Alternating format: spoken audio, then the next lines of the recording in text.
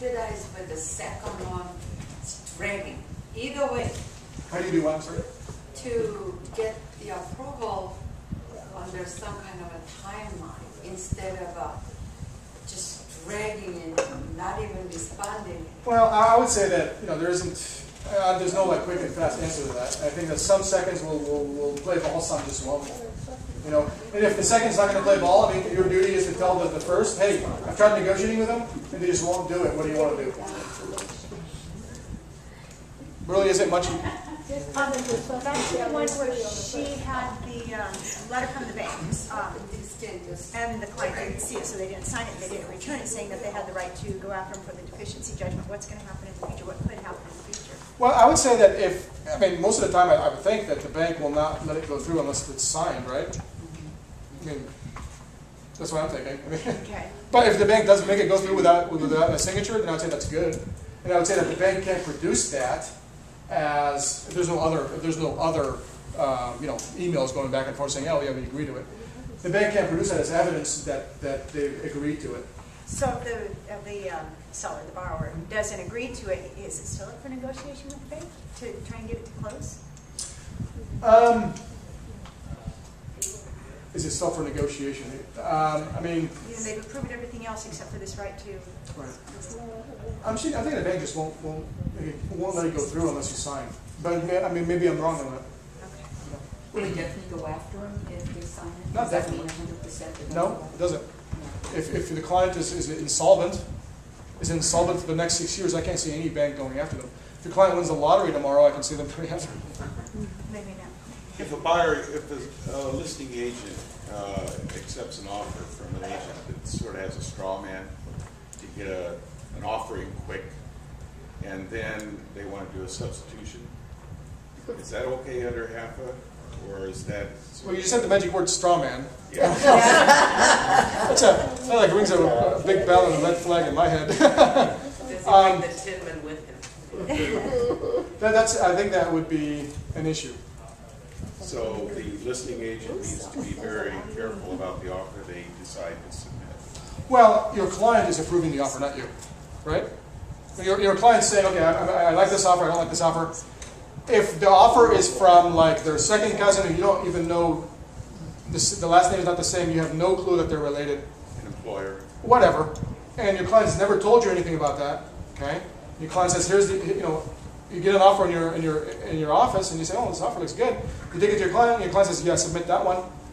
You gotta do it.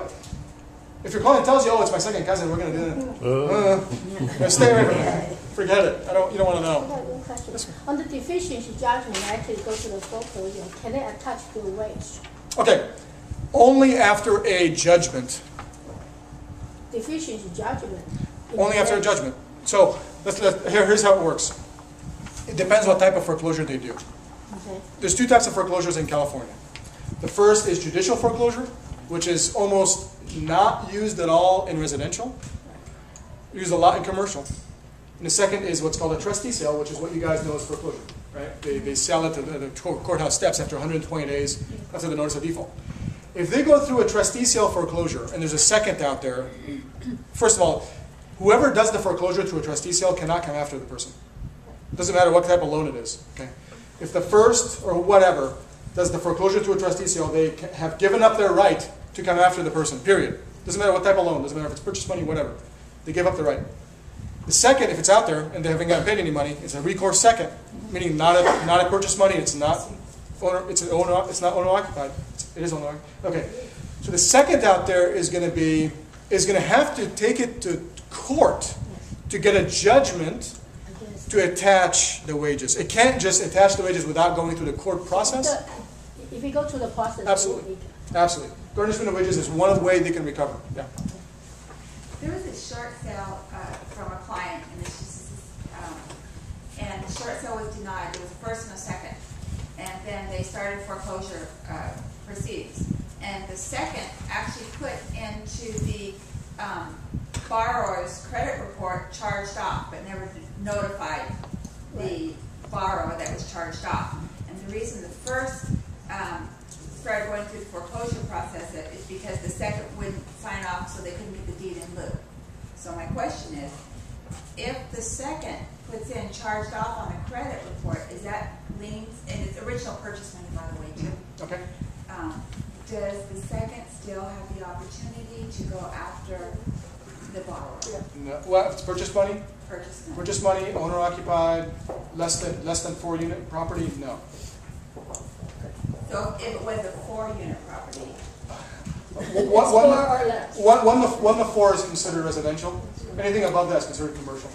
okay, but it has to be owner occupied. Yes, absolutely. One of the units have to be on it.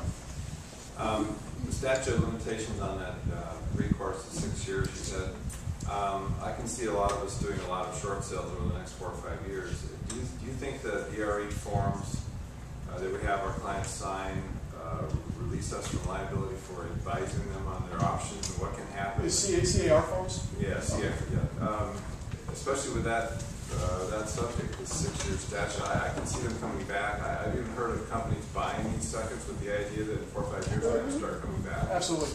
And here's the thing. The reality is this. The reality is there isn't any case law out there that I can cite to or statute that says they can or can't after a short sale.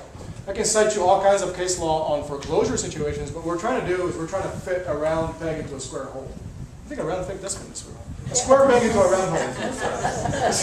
A square peg into a round hole. So in analyzing the current short sale situation, experienced attorneys like myself have to kind of use their prior their knowledge and kind of fit it into what's going on now. It's not always a perfect fit because a short sale is not a foreclosure, flat out. So in those scenarios, we have to kind of give what our reasonable expectation is going to be, what's going to happen. And I think that a lot of the offices around town, I've given the seminar around town 2 or 3 times already, they're starting to use this indemnification agreement between the borrower and the office. And the indemnification basically says that you agree to seek a legal advice, you agree to seek tax advice, you indemnify us if you get sued and you want to bring us into the case. So there's a lot of that that's happening around town. I think you guys are considering it too. That's the document we're having drawn up with the Really good. So it's an important document to have under your belt. Any other questions? No, good. Excellent. Thank you.